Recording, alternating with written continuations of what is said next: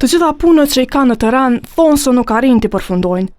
Ka Agjencia e Ushqimit dhe Veterinarisë ankohen se nuk kanë mjaftueshëm staf, specifikisht inspektor. Kur inspektorët komunal u transferuan në UV, atëherë përsëri pati ndryshime në legjislacion, ku është bën një ristrukturim inspektorateve apo rirrështim brenda institucioneve, dhe me këtë rirrështim ne e kemi humbur një trup inspektuese, që janë inspektorët sanitar. Megjithatë, AUV ka hapur një konkurs të ri, por jo për rekrutimin e inspektorëve të rinj. Ky konkurs sigurisht që vetëm kanë qenë pozita të zyrtarëve që kanë shkuar në penzion apo kanë qenë vendet lira në kuadër të agjencisë.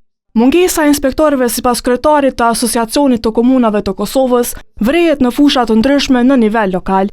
Ka mungesë të theksuar të inspektorëve në nivelin lokal në fusha të ndryshme. Inspektoriati duhet të qëndrojë në nivelin lokal, sepse nevoja e qytetarëve është shumë më e madhe kur kemi problemet në nivelin lokal.